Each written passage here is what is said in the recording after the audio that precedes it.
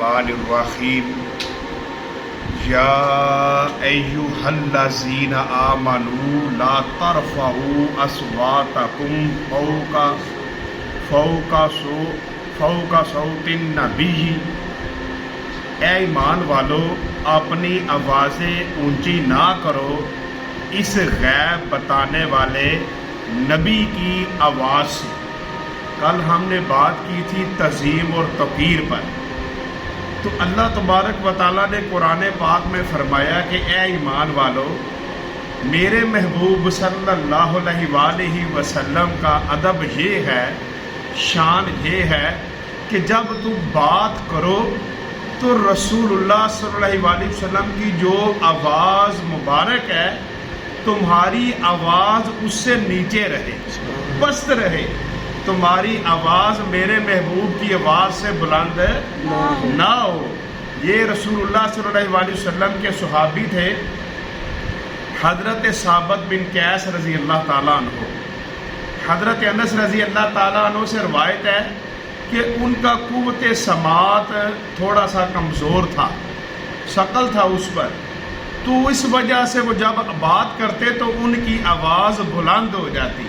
تو اللہ تبارک و تعالیٰ نے یہ آیہ مبارکہ نازل کی، تو حضرت سعد ان کے ہمسائے تھے، تو حضرت نے جب آنا چھوڑ دیا تو رسول اللہ صلی اللہ علیہ وسلم نے حضرت سعد سے پوچھا کہ ان کا کیا حال ہے۔ عرض کی کہ لجپال ان کی طبیعت تو ٹھیک ہے، کسی بیماری کا نہیں سنا۔ تو جب حضرت سعد ان کے گھر گئے تو وہ جا کر کہنے لگے اے سعد آپ کو پتہ نہیں میں تو جہنمی ہو چکا ہوں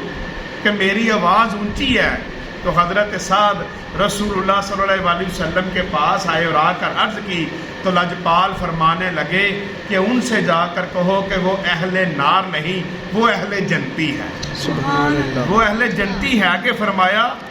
وَلَا تَجْهَرُوا لَهُ بِالْقَوْلِ كَجَهْرِ بَعْضِكُمْ لِبَعْضٍ أَنْ تَحْبَطَ أَعْمَالُكُمْ وَأَنْتُمْ لَا تَشْعُرُونَ، اور ان کے حضور بات چلا کر نہ کہو جیسے آپس میں ایک دوسرے کے سامنے چلاتے ہو کہ کہیں تمہارے اعمال عقارت نہ ہو جائیں اور تمہیں خبر نہ ہو۔ فرمایا ہے کہ جب میرے محبوب کے سامنے جاؤ تو میرے محبوب سے ایسے بات نہیں کرنی کہ جیسے تم ایک دوسرے کو بلاتے ہو۔ میرے محبوب کے سامنے جاؤ تو خاموش ہو جاؤ، انتظار کرو کہ محبوب فرمائیں کہ بتاؤ کس لیے آئے ہو۔ جب محبوب فرمائیں تو مختصر سی اور تھوڑی سی بات کرو، لمبی باتیں بھی نہیں کرنی اور چلا کر بھی باتیں نہیں کرنی، شور بھی نہیں کرنا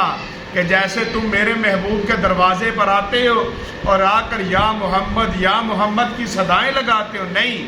تم باہر کھڑے ہو جاؤ اور انتظار کرو کہ میرے محبوب خود تشریف لائیں، اور جب بات کرو تو اتنی دیر نہیں بولنا جب تک میرے محبوب نہ پوچھ لے، اور جب محبوب پوچھے بھی تو تھوڑی سی، اور اگر تم نے اس ادب کا لحاظ نہ کیا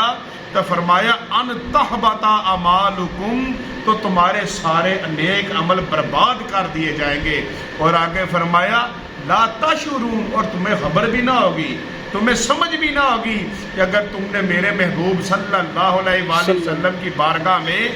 اپنی آواز کو بلند کیا تو نبی پاک صلی اللہ علیہ وآلہ وسلم اگر دنیا سے پردہ بھی فرما گئے ہیں تو لیکن قرآن کی اس آیت کے مطابق اور صحابہ نے جو زندگی گزاری اور جو امام مالک اور دوسروں نے بتایا کہ آج بھی نبی علیہ الصلوۃ والسلام کے در پر جائیں تو اپنی آواز کو پست رکھنا ہے، اپنی آواز کو اونچا نہیں کرنا، نہیں تو اس قرآن کی آیت کے مطابق اس انسان کے سارے عمل برباد کر دیے جائیں گے جس نے رسول اللہ صلی اللہ علیہ وسلم کے در پر جا کر اپنی آواز کو بلند کیا۔ اللہ نے اس قدر اپنے محبوب علیہ الصلوۃ والسلام کا ہم سب کو ادب سکھایا ہے۔